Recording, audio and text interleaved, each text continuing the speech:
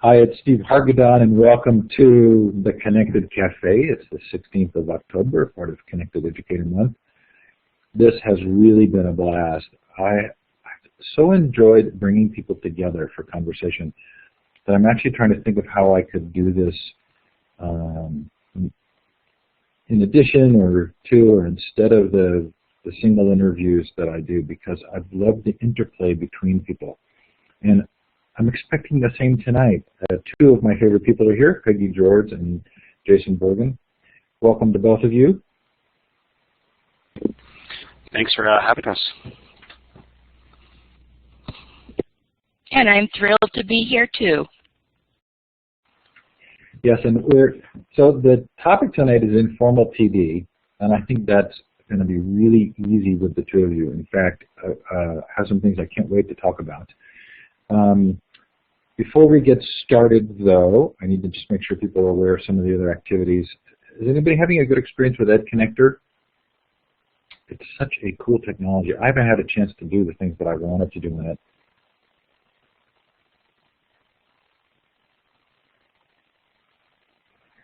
Anyway, Ed Connector, go to the connectededucators.org site, and it is a very cool technology for connecting people together. Of course, there are the book clubs, there is the badge of the day, and badges for different events, and our nightly cafe. And I think that there's so much going on.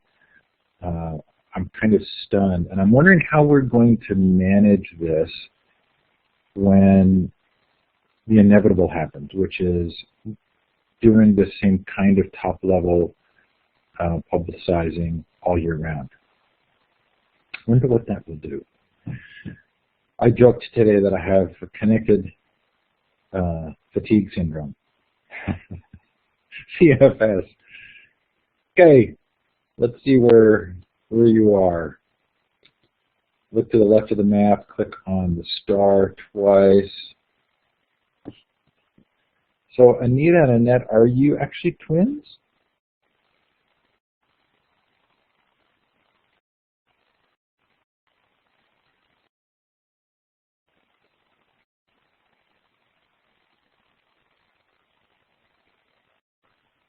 And are you in the same location or in different locations coming in by computer?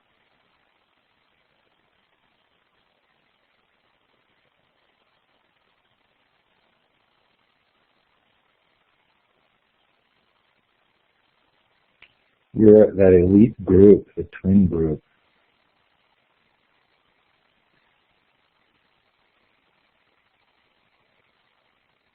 Separate rooms. How fun. How darn fun.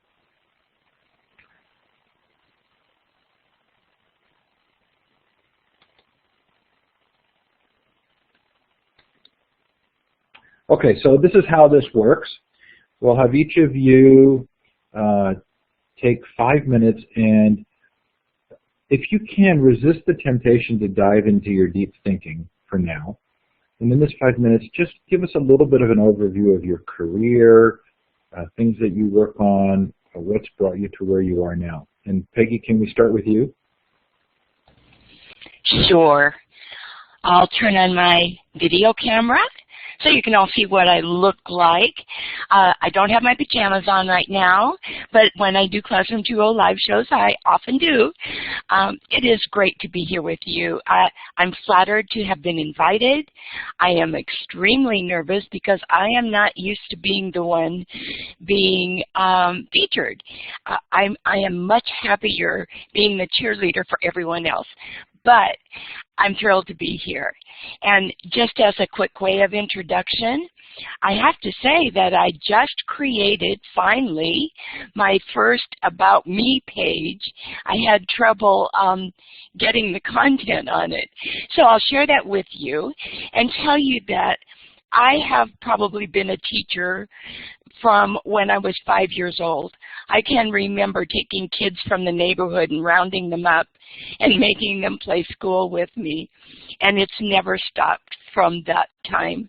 I was born and raised in Montana and then moved to Arizona when my father wasn't able to get work up there, and lived in Arizona for quite a long time. Got my bachelor's degree in Arizona, got married, started moving around the country a little bit, lived in Georgia where I got my first teaching position, and I was a special education teacher. So lucky that they created a position for me, and that was back in about 1965, and they my salary was $1,500 a year, and they gave me $300 extra for being a special education teacher. So that's where I got my start. I loved that work. And then I went on and completed my master's in reading education and integrated A education, and my doctorate in open education and teacher education. Both my master's and doctorate were at the University of Massachusetts in Amherst, and I lived there quite a long time. I've been doing teacher education ever since then. I was a principal for about 23 years, and then taught at the university after I retired, and taught a professional development school program, which I just love, and I hope to drill down on that a little bit, and did a lot of focusing on action research at that time. Since my retirement, I have been one of the co-hosts of the Classroom 2.0 Live weekly webinars and an extremely busy connected educator. Okay, Peggy. So I've had this idea, right, that that we would sort of imagine that people who do a lot on the web are extroverts, but I almost wonder if there isn't a relationship to being introverted, that the web allows for a different kind of connecting. And I would consider myself an introvert, meaning that when I'm fatigued, I need to be alone. But I find that the web has allowed me as an introvert to kind of do things that would have been harder for me to do in person. Do you think there's any connection? You know, I've been thinking about that question ever since you asked Angela, and she was like over the top an extrovert. And I thought, even though, I mean, I've been in front of big crowds of people for a long time as a principal. You know, you lead all kinds of things with parents and with teachers, but I am really an introvert. And it takes great courage for me to get up in front of people, and I'm one of those people that usually scripts things out and prepares things and overplans things just to kind of compensate for being an introvert. That is so interesting. Gina Bianchini, one of my other heroes who started Nang, definitely for me falls in the category of an introvert. And here's somebody who's created this incredible platform for socializing. And I've wondered if maybe in part it was because of being attuned to that. Another thing that you mentioned that I wanted to, I brought up your About That Me page. So I often talk to educators about the importance of having a personal web presence, because it's really natural for us to make a connection with students and their school and careers to have a website. But it's really hard for adults often to think about it, because there's this connotation of being self-centered or egotistical, or somehow focusing on ourselves is inappropriate. Did you go through that same kind of mental anguish putting up something about yourself? I'm assuming you're just talking to me right now, because I know Jason is going to jump in too, but yes, I went through that kind of mental anguish, and I love the things that we can do being connected educators and all of the incredible tools that we have. But even when I first started on Twitter, I was a lurker for a pretty long time, because I wanted to be perfect. I wanted things to be right, and I didn't want to tweet anything that would make me look foolish or embarrass anyone else. And so it took me quite a while to build that confidence. And the same goes for creating the website, creating a blog.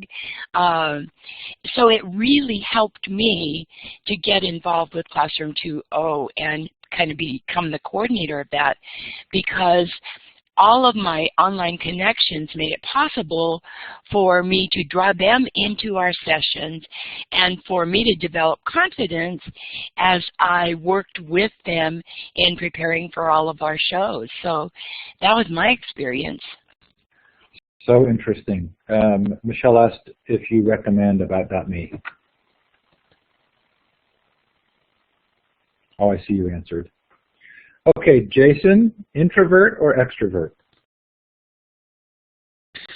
So I'm not going to show my video because I am just a bit introverted, I believe, especially in face-to-face situations. So this is face-to-face, and you can see my picture, and that will do it for now. But just because I love Steve, and I love Peggy, and I love being invited to this and being part of this Connected Educator event nationally, I will, for everyone, just show my video of my office, which is quite messy and kind of is my personality a little bit, and the way I do my work is kind of very random, abstract. However, you mentioned, does people's introverted side of communicating and working with others socially, does it affect how we behave online? And sometimes I think they're two separate environments. I feel that I am very introverted in social situations face-to-face, but yet I can interact a little bit more extrovertly in an online environment. I've been engaging in online conversation. I think my first bulletin board, I was 11 years old or 12 years old when I joined my first bulletin board system, if you guys remember the bulletin board systems back then, and having conversations and putting up messages at 11 years old, trying to connect with people globally. And, following up with CompuServe and AOL, and I was really engaged in the conversations that would happen online with these people. And part of it was, for me, the anonymity in it all. So that's why I think it's a little bit easier for me for somebody who is, introverted in face-to-face social situations. Jason, tell us a little bit about your background. So I am just like Peggy, and again, I'm humbled to be here with Peggy, who's kind of been my idol and our cheerleader for our project that I work for. And definitely Steve, who's been a big part on our direction and has been our advisor. I am a teacher at heart, just like Peggy, and I remember doing my first teaching lesson in first grade. At 6 years old, I helped a student who didn't achieve or didn't do very well in math, and I helped that student, do basic addition problems in math. I was asked by the teacher to bring them outside, and I remember just the rewarding piece of assisting that student and seeing the light bulb go on. And from then on, I grew up in Southern California, about 40 miles north of Los Angeles, and all my life till I was 18 years old, spent my life down there, and then went about 5 hours north to a place called Santa Cruz, California, which is the northernmost tip of the Monterey Bay. Some people call it where the redwoods meet the ocean. And what I've done there, I went to college there, and I never left. I got a teaching job in San Jose, which is about 45 minutes north. I have a minor in education, a major in chemistry. I started teaching middle school science at the middle school level in a very low socioeconomic area, high numbers of English language learners, and taught a course there called AVID as well, which is a course focused on helping students get into a four-year university directly out of high school, focusing on students who are kind of underachievers, those students in the middle range, those students who are not A+ students, those students who are not D students, but those B and C students who just need a little extra push. I was elective course, and I always integrated technology as a teacher. Completed my master's degree in educational leadership and administration, and then landed at the Santa Cruz County Office of Education, which is kind of like a regional center. We provide professional development. So my daily work for the last 6 years has been professional development, training teachers and administrators. I work for a statewide project, which is actually funded by the California Department of Education and, ironically, by the Arkansas Department of Education. So we do service the state of Arkansas as well. We provide professional development to school leaders across the state. We put on a conference in California and Arkansas specifically for using technology in educational leadership. We put on webinars once a month or so for anybody, and we have a website that's completely free where anybody can access resources and tutorials. And so my role for the last few years has been providing both formal and informal professional development to educators all over the state and really the country. And there's my About Me page, so thank you for Peggy for starting that up. I'm going to pull it up now. Okay, so I want to ask a question then, because you're both involved in social networks. You've both used Ning, because I know I've used Ning with both of you, and I've been involved with both of you in virtual conferences. In terms of the kind of professional development that's happening where the educators are choosing to go and participate in something like the School Leadership Summit or the Reform Symposium or the Classroom 2.0 workshops, how big a deal is this? Is this just another kind of interesting addition, or does this represent something really significant? Peggy, what do you think? I've been thinking a lot about this, and my personal opinion is that it represents something really big. All of the conferences, the virtual conferences that I've been participating in, that you've organized many of them, Steve, are so inclusive and open to so many people from around the world, and everyone's just learning about them. And I don't know, maybe a little bit later when we drill down a little bit, I've been doing a lot of thinking about how we can get more people to get involved in them, because time is always a big issue, whether it's for teachers or administrators or you name it. All educators are busy people, but I think the opportunity that comes from these kinds of events is really important. I saw a statistic in a poll that was published today. I'm not sure actually where I saw that.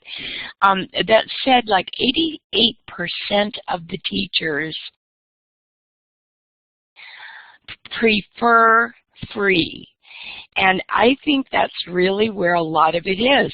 So many teachers are paying for so many things out of their own pockets that they can't afford to pay to attend conferences face-to-face or even to participate in online webinars, no matter how good they are.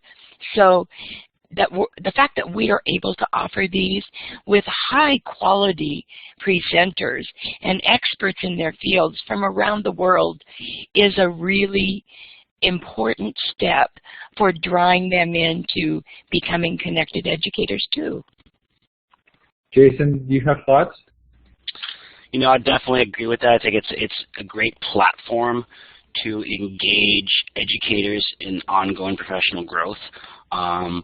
I think a concern out there is there's a perception, you know, is it as good a quality?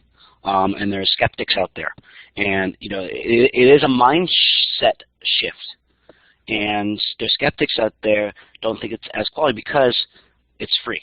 And sometimes there is a subconscious relationship to how the quality and costs and the proportionality of those two things. So I think, yes, definitely I agree. It's a great piece, and I think a lot of us who are involved here today are advocates of this type of professional growth and tool, but I think how do we make that shift and get more people involved and change the mindsets of some of these skeptics out there is a big obstacle I think we need to try to solve together. So the analogy I use a lot is that the peer-to-peer learning is like the hallway at a conference. Like there are the formal sessions, and there's all that you learn in conversation with your peers.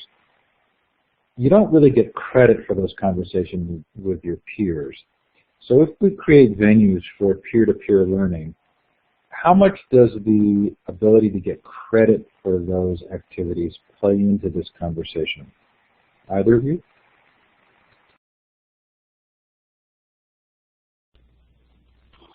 Yeah, I think the idea of credit or the ability to what you've learned is a little bit washed down for any PD program. You can get units for a class. You have a grade that's associated with that. When you go to a PD event, there's no type of grade or make sure you understand or you move to the next level. So I see places starting to go away from the idea of credit and understand that it's surrounding us, the idea of credit. Now, I'm not sure as far as how the bureaucracies take it and how credit can be push people to the next stage on their salary schedule and how that comes into play. I'm not sure what that would look like yet. But again, the idea of performance related to professional development I think is much more important than the actual paper that says you went to this event or that you had this, you had this conversation, because I think people are realizing there's ability to learn from anywhere, any place, at any time. Peggy, you know that I've resisted producing certificates of attendance at conferences. You've done a much better job than I ever have. I'm not getting as many requests. Is that because it's not as important anymore, or people just gotten used to the fact that I don't respond?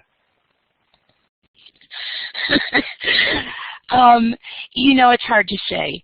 I know that we offer them for our webinars, and I probably get anywhere between 10 and 25 people each week requesting them. And there is no guarantee that their school or their district will accept them for recertification credit, but I want to offer it. Some teachers have told me they just put them up on their wall to let parents and people who come into their room know that they are lifelong learners and that they're doing these things on their own time. I mean, our webinars are on a Saturday, and when teachers give up Saturdays to come and join us to continue their own learning, that gives me goosebumps. So whether they need the badge or the certificate, I don't know, because they certainly don't all request them. But I am in a lot of webinars, as you know, in many different forums, and there is not a single webinar I'm in that someone doesn't ask, will the slides be available, and will we get a certificate for this? So I know that they're interested in that. Okay, so I'm interested if anybody in the audience has any thoughts here. You're certainly welcome to raise your hand and we'll give you the microphone, or you can put a note in the chat. Are we seeing a shift in the recognition of informal professional development and how it counts? Are we seeing shifts in the need or the necessity for some kind of certification? Gordon apparently has a good idea, or Kim does. Let's see. So Kim says she encourages teachers to make a copy for their admin so they're aware of the learning the teacher is doing. Gordon says educators often place them in professional growth portfolio for their annual review. Yeah, I want to, what Peggy mentioned about recertification, actually California couldn't keep up with all that paperwork, so they're no longer requiring any number of hours or any type of professional growth for recertification in California.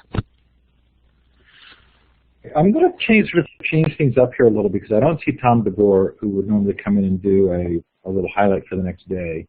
And I want to, before we go to your sort of personal passion ideas, I want to ask about this question that keeps coming up, and it's the question of agency. And it's this idea that if we allow students to have personal learning, to self-direct or begin to drive their own learning.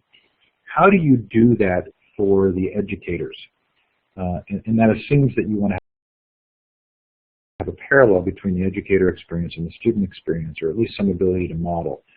But are either of you seeing ways in which teachers are being freed up to work on and learn about the things that they're personally interested in?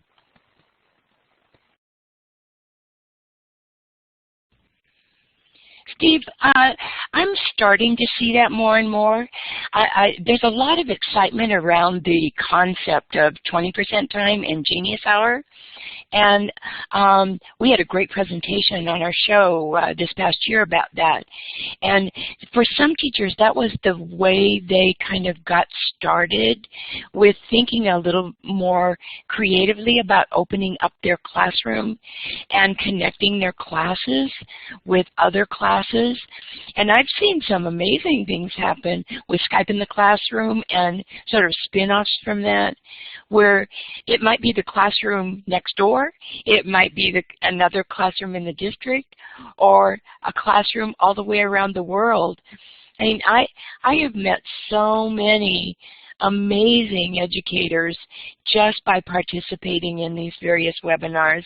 I love going to Ann Merchant's Tech Talk Tuesdays so much that I stay up till midnight on Monday night just so I can go to them.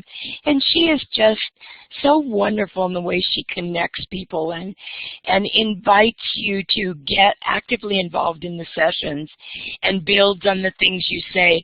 I think we all have a lot to learn about how we can engage people more in what we do, because I sometimes feel, even though our intent is never to exclude people, that there may be a lot of sort of inside chatter that makes people feel a little bit left out or like they're not up to speed with everything. So those are just a few rambling thoughts there. How about you, Jason?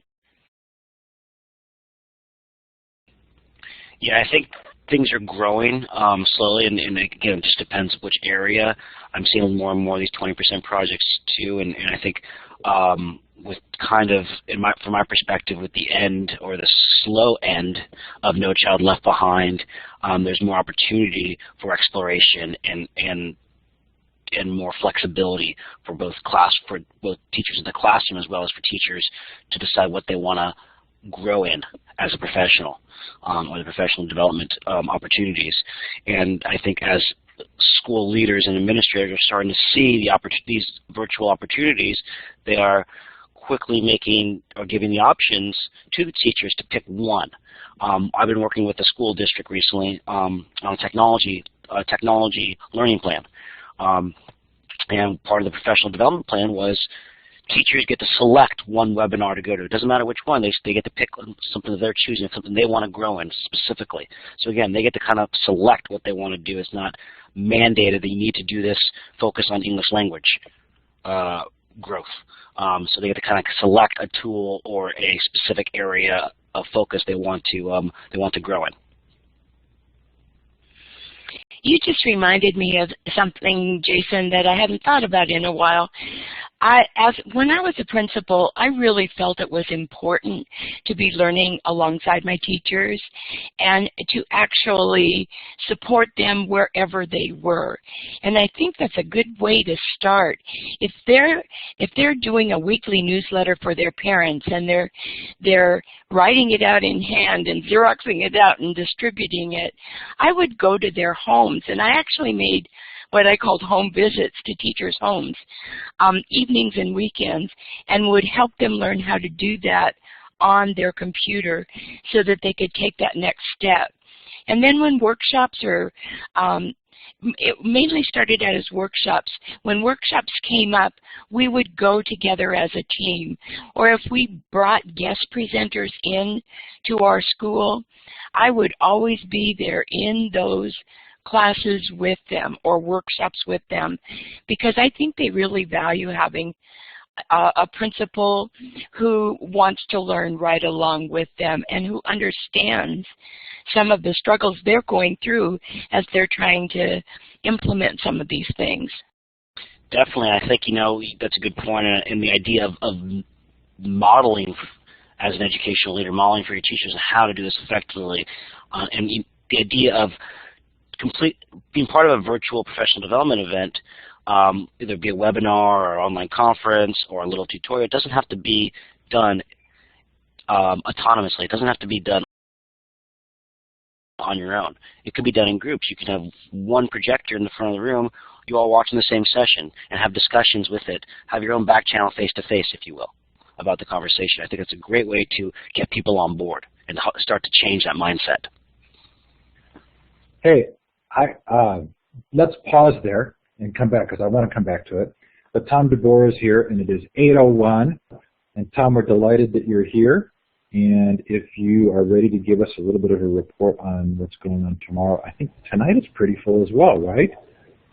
Well, yeah. I mean, I think that tonight, right now, actually, I don't want anybody to leave because this is a great discussion, but if you have an opportunity to multitask or keep an eye out, look out the window of the cafe at a few other places. There are a couple great events going on right now. One with the Principals Association, CP Chat, that's the hashtag CP Chat. The National Association of Elementary School Principals and Secondary School Principals and Connected Principals are all together talking about how we get informal social learning more recognized in schools and districts, so that all the great work that you all are doing to improve your practices and others is more recognized. So they're having a discussion about that right now. Obviously, Common Core is also something that's top of mind, and AFT's second Common Core discussion is happening right now and for the next hour. It's with an expert who helped develop the NAEP while she was at ETS, and tonight she's talking about the anxieties, the test anxieties that kids and teachers are facing about Common Core and what to expect and how to overcome those anxieties and be successful on the exams that are coming up in that area. So that's what's happening tonight. That's great. I'm looking ahead to the schedule for tomorrow. MacArthur has a couple of great events coming up. We've got their third in their series on mobile. And let's see, I'm going to try to take a quick look and see what the actual, it's actually about mobiles in an informal environments like museums and parks and just anywhere outside of school, mobile learning outside of school. And there's going to be another Geek Out. If you've never attended one of those before, these are great opportunities. They're led by teenagers. They involve a making exercise, and they're a great opportunity to see how what the maker movement is doing can be applied to your school. There's some groups, sort of notable groups, that are debuting tomorrow that haven't had an event on the calendar before. I'm going to take a quick look at some of those. That includes National Education Association has its first event on the calendar tomorrow, which is one for science teachers about how we improve the image of scientists in schools, so that it's cool to be a scientist again. The Breadloaf Network has a student panel tomorrow. That's the first time. They've been longtime supporters of this, of CEM, and they're having a panel tomorrow. NROC is having a webinar about personalization. They were very big supporters last year of CEM, but this is their first event on the calendar. And their focus tomorrow is on personalization as a path to college readiness, which, of course, makes a lot of sense when you think about it, because that's when you get to college, that's when you really do determine your own curriculum. So they're having a webinar discussion about, well, what do we do in high school and even lower to prepare them for that through personalized learning. So that's just a few of the things that are coming out. It's getting very, very hard to keep up. Of course, there's some great events coming up this weekend that I want to encourage everybody to be looking at and considering. Discovery's VertCon is this weekend on the 19th. It's great because not only do you have virtual events, but you also have face-to-face gatherings all over the country and even the world where people are getting together to have a blended experience. And of course, Library 2.0 is coming up this weekend. And right on the heels of that on Monday is National Writing Day. So there's a lot of great stuff coming up in the next few days. So I could go on and on. I could probably take over the rest of the webinar telling you about everything that's going on, but those are a few highlights. Thanks, Tom. We were laughing that we have connected fatigue syndrome. Are you there?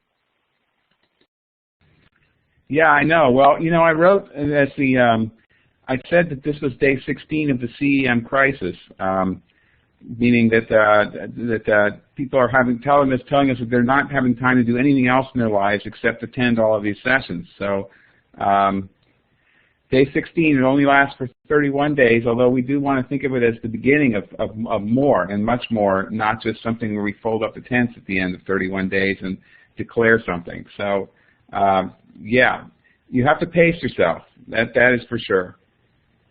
I mean, that's actually a very interesting question, Tom, isn't it? So, in making Informal PD count, how do we handle the thousands of different badges, the tens of thousands of different events that someone could go to during the year?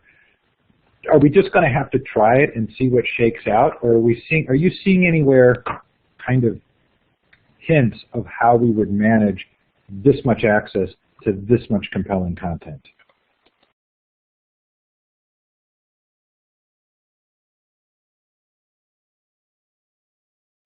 Tom, are you asking me or are you asking your panelists? Oh, I was asking you. Oh. Well, it is interesting. I mean, I look at it, I sort of wonder if there's Connected Educator Month this year, there's so much to do. I think one of the things we have to do a really good job of this year, better than last year, is make certain that everything is being archived and that the archives are as easy to access and search and browse as possible. I think that we ought to pick up on an idea that was brought up last year, I think probably by Cheryl Nussbaum Beach, which is throughout the year we ought to be taking some pieces of those archived content, and using it as jumping off points for further discussions or other activities so that we still preserve some interactivity with those archives. But the one thing I've been wondering myself is, does this need to be something that's a little bit less concentrated in 1 month and sort of more throughout the year and sort of more smaller chunks throughout the year? I mean, I'm not the person who will make that decision, but that's something I've been thinking about because there is so much. I mean, this is such a much. Last year, people thought there was a lot on the calendar, but this year it feels like A, there's a lot more on the calendar, and B, it's of much higher quality and depth, and it is a lot to take in 1 month. I would love to hear what Peggy and Jason think are the possible solutions to this issue. So let's go there. Peggy or Jason, have either of you seen hints of what might make this manageable? I can't say I have seen hints for making it manageable because I know personally I want to be part of those communities, and I regularly go to the edgeweb.net webinars, and all of them are part of a learning community where we can go in anytime and share resources, ask questions, and talk with other people. But every time you join a community, it's hard to keep up. I mean, you can read everything that comes through, but to be an actual contributor is really hard. So I like to join them, but I think I fizzle out a lot on the follow-through. So thinking about that with Connected Educator Month, I know for sure I have met a lot of people and learned about their blogs and their resources and the kinds of things they're posting on Twitter and Facebook and LinkedIn. And I've started following them and exploring their resources. And so that's been really valuable to me.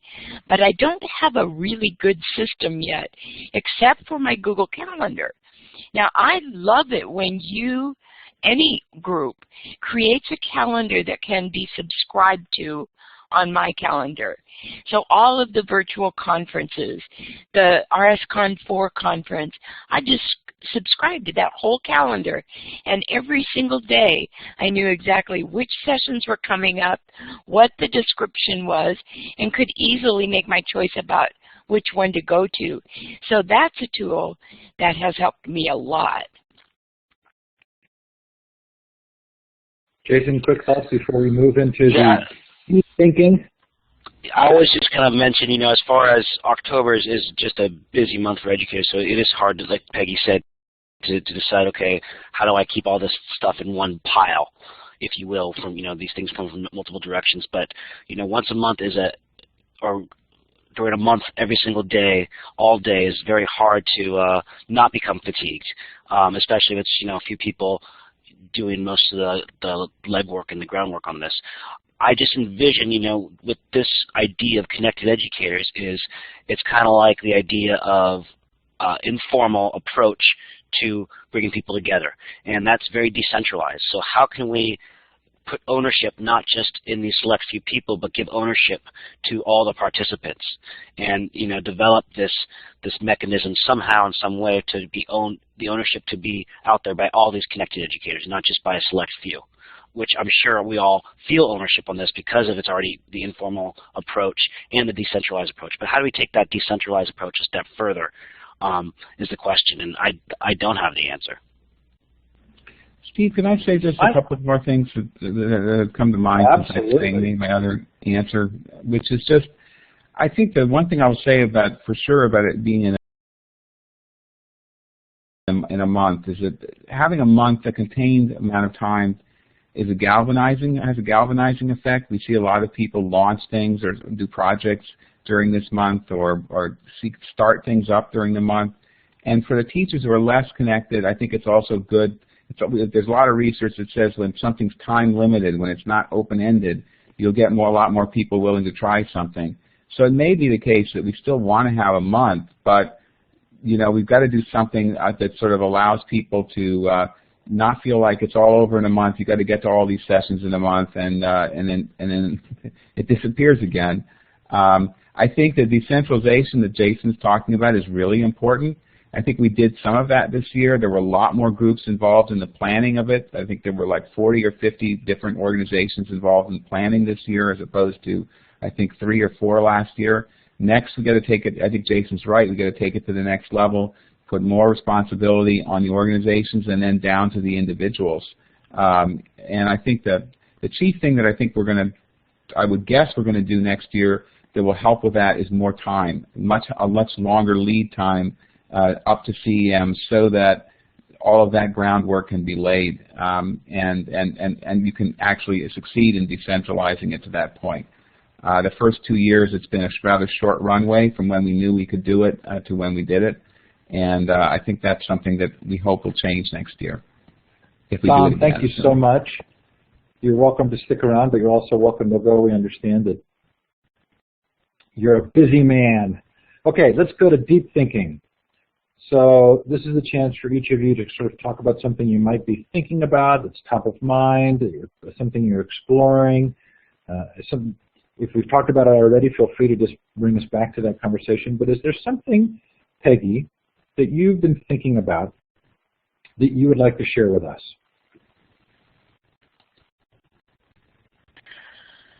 Oh, there's so many things. It's hard to narrow things down, and just having this conversation tonight is bringing up so many more.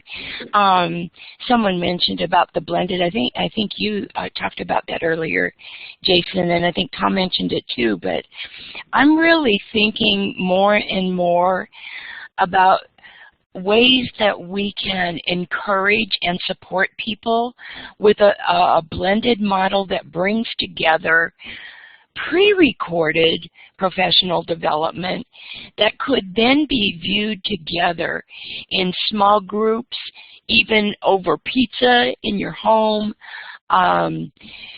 wherever it makes sense, where you not only can watch it together, but you can have somebody to talk to about it when you do that. And then some time to explore and to do some hands-on things, and to, if you've learned about some new tools, to try those out and to think about how you could really make it work in your own classroom with your students. And I first started thinking about that back when they introduced the LAN parties with the K-12 online conference. And I just thought that was such a great idea. So we did that for a couple of years. And one year we actually watched the presentation about global projects, and it was done by Jennifer Wagner and Kim Cofino. Excellent presentation, and just brought up so many great ideas. And we had a group of about maybe 8 or 10 people there watching it. And at the end of it, we Skyped them in and had a conversation with them personally to ask them questions and to talk more about it. And it was the highlight of the year for us. And then we went back and started using VoiceThread and leaving a message on it and all those kinds of things that we learned about in that session. So I'm really thinking a lot about that. Gordon has mentioned Flip PD, and that is definitely on my mind. I know if I'd had all these tools when I was a principal, there would have been a whole lot less talking from me in principals meetings and a whole lot more time spent listening to the teachers and having conversations together, because there's so many things that don't need to be just reported out in a teacher's meeting. I would love to see more faculty meetings become flipped meetings. So I'm going to stop there and let Jason take over. I apologize for going on and on. And Peggy, I think your point about everybody meeting in a room and just having discussions, I think it's a great way to scaffold for those resistors. Again, the idea is not to just bring the choir along. We need to bring the whole congregation along. And sometimes I feel, we're preaching to these choir in these virtual professional development sessions, whether it be formal or informal. Even if we, create a screencast on how to use a specific tool, most of the people who are going to watch that are people who are already kind of in that ed tech world or kind of have a good feeling for that. But we need to figure out a way. What's on my mind is how do we bring everyone along? No teacher left behind, no administrator left behind. How do we move everyone along systemically to use these very, very, very beneficial and effective tools to help them continue to want to be and continue to be a lifelong learner? Because again, that should be all educators' goal, is to become a lifelong learner, be a lifelong learner, continuously to learn new strategies, new tools for both their professional life and their personal life, and how to do that effectively, because that's something we need to be instilling in our students. And with virtual tools, with informal conversations, both face-to-face and online through personal learning networks, it's an important skill to show our students and ultimately show our educators, and how do we increase our knowledge base and increase our growth as a human being with all these tools out there and all this information out there. How do we organize it appropriately or best suit our needs as individuals? Hey, Kim, do you want to take the mic and tell us about mini Geekfests?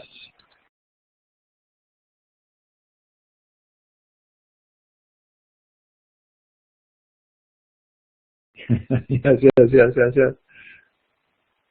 Okay, and while we're waiting for Kim, go ahead, Kim. Okay. Actually, some of you may or may not know that Peggy and I, for a couple of years, did the Mini Geek Fest show, but that started with the Mini Geek Fest at my home. They were wonderful. People would come over, and Peggy, how many did we do? 3 or 4? And we would have coffee and other things to drink, and my husband would make chili sometimes. And it was very informal, and we shared information, and it was just so much fun. And I remember Peggy would sit there and she would give little ideas to people. And I think Peggy is the one that turned on Julie Leckman to Moodle, who ended up becoming our Moodle person for the district. So it's that accidental, intentional learning that went on, and talk about building friendship. So I love those informal times of sitting in a kitchen at my cow table, and Peggy can explain that, and just learning. It was absolutely wonderful. And just to add on to that. It was so much fun doing that face-to-face, but we realized that we could expand the people we could share with and could share with us by taking it online. So we used a Blackboard Collaborate room, and once a month we had a mini Geekfest. And we had people join us from around the world. And every month we would prepare. I dropped one link in there as an example, but all the others are accessible there. We always created a live binder with all of the tools and ideas that we shared, and people just got on the mic and talked about neat things that they had discovered. It was just really fun. But as with all things, you get busy and you can't maintain things, and so we've stopped doing them for at least a while. So I'm interested, there's the perception that if you do things that are that are less formal or that are not sort of highly vetted, that you might not get the same quality level. And I don't know if it's Lori Thornley in the chat from ISTE, Lori, I think it is. But I'm really interested in this question. I feel like Peggy, Lee, and Jason, that the sessions in these conferences that we hold, where we accept almost every presentation, quality is never a primary issue for me because I feel like the connections are so strong and everything is really positive. But how much of an issue is quality, and is your perception the same as mine, or do you think that there is a tangible difference in quality? I think quality can be very subjective to the participant and what they expect to get out of it. And so, you know, from a virtual session or it could be a very well-versed presenter with a lot of knowledge base, but not good delivery. You know, is that of quality because there's a lot of good knowledge there, but the delivery isn't good? How would you rate that as far as quality goes? And as far as the actual outcome, I think we talked about outcome earlier. You know, what's the outcome? How is it going to be used? Is the quality of it what you actually perceived during that moment of the PD event, or is it actually how you utilize it and the outcome of it? And then if you look at, you know, informal conversations, I have lots of hallway conversations where I learn a quick little tip in 3 minutes and I implement it right away, and then the next I change the way I do business. So it's really helped me, these little informal conversations. So as far as, you know, how we look at quality versus quantity versus outcomes and versus immediate delivery, I think we got to kind of look at all those things and really what is quality. How we define that, I think, is an important idea. So maybe if you want to, you know, elaborate a little bit on the definition of quality, we can talk about that. I think you framed that really well, Jason, right? Because it may not be the same quality as the polished quality, but if the outcome are connections and the opportunity to do things in the same way that hallway conversation isn't always necessarily going to be perfectly grammatical, right? The conversation you hold with somebody, it's the interaction that can be so significant. And Peggy, did you have any response there? I was typing some of it in the chat, and I totally agree with Jason about that. And Kim also made a comment in the chat about you get out of it what you put into it. And I think there's a lot of truth to that. I always get something out of every session I go to, even if it didn't knock my socks off, but I learned something, and one of the reasons I go to a lot of them is to learn from the presenters how they present. How do they engage the audience, and how do they help people to feel valued that are there, and how do they encourage us to use what we're learning and take it away? So there's just so many ways that we can look at those sessions and think about them. I think that people will get out of it what they intend to get out of it. And someone in one of the sessions, and I wish I could remember the term, but they were talking about the 2 feet rule with ed camps. And if you're in a session of ed camp and conference where it's not meeting your needs, you have every right to get up and walk away and go to another session. And someone used a term where they talked about it online, and it was like, I don't know, 2 tweets or something like that, but 2 tweets away. I wish I could remember it, but it was the same idea, only taking it into an online platform. If you go into a virtual conference session and it's not meeting your needs, you have every right to leave. You don't need to feel guilty about that, but leave and go to another session, because we all know how precious time is, and we want to get as much out of it as we can. So, you know, yes, there are always issues about credit, and again, it kind of goes back to your point, Steve, earlier about the certificates. I mean, we are not in the business of monitoring people's learning in these virtual conferences. If they feel they got something out of it and they can convince their administrator that it was a great session and share with them what they learned, maybe go back and share it with their teachers, they deserve credit for that.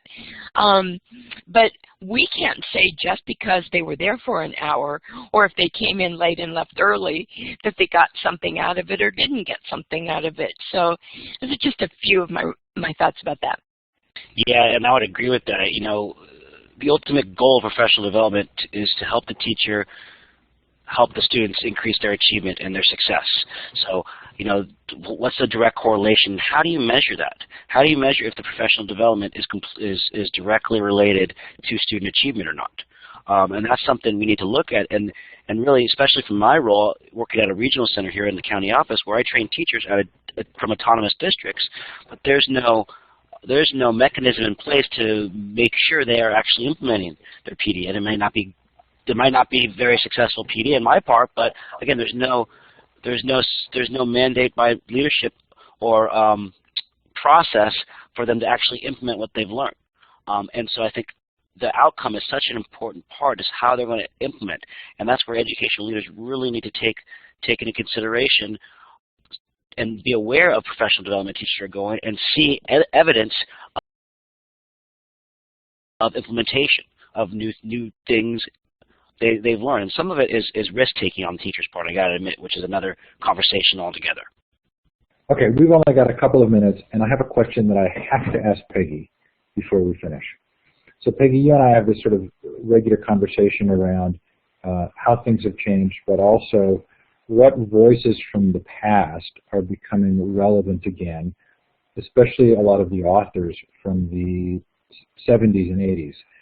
So who is somebody that you loved, that you really thought had significant and important things to say about education, that doesn't get mentioned, or that we should be thinking about going back and reading again?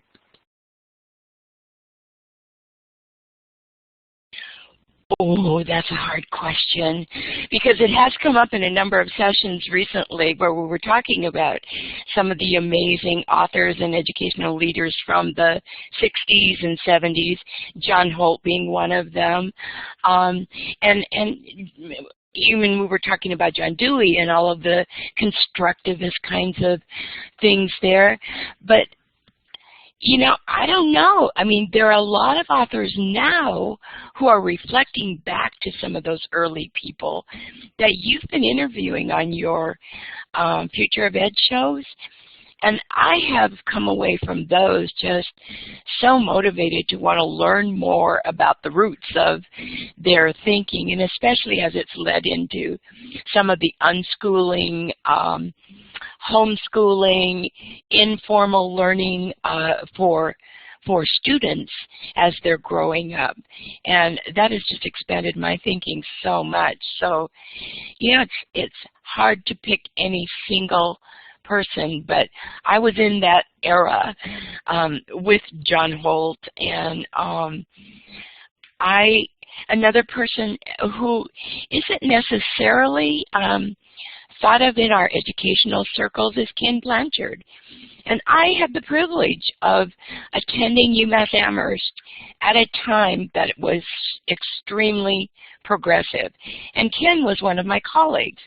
And I have followed him ever since then. And he's written all those great one-minute manager books. And I still go to his webinars, and you know, he's become this multimillionaire kind of person, but his roots are still in education and teaching and leadership. I mean, those are all areas where he's an expert. And every one of those sessions that I go to the Training Magazine Network sessions, and I meet people. Jane Bozart is an amazing lady. I love going to her sessions. I always meet people that I can then follow up, read their books, talk to other people about them, those kinds of things. So yeah, the humanistic educators were all leaders in the school I attended at UMass Amherst. In fact, Dave Berliner was one of my colleagues there. There were just amazing people. Dean Dwight Allen was the dean during that time, and things were very progressive. And it was, I mean, it was a graduate program that was all pass-fail. Harvey Scribner would fly in as the Chancellor of New York to our sessions, and we would have informal conversations every week with him. Bill Cosby was a student with us while we were there, working on our doctorate together. I don't mean to name drop, but I just want you to see what a fabulous past I've had and how it's kind of gotten me to where I am today. I'm so glad it has gotten you where it's gotten you today, Peggy. Jason, Peggy, thank you so much. So much fun. Really loved spending time with you. Thanks, everybody, for coming. Hope you had fun in the cafe tonight. See you tomorrow or whenever you can make it. Have a great connected day tomorrow. Take care. Bye now. Thank you. Take care.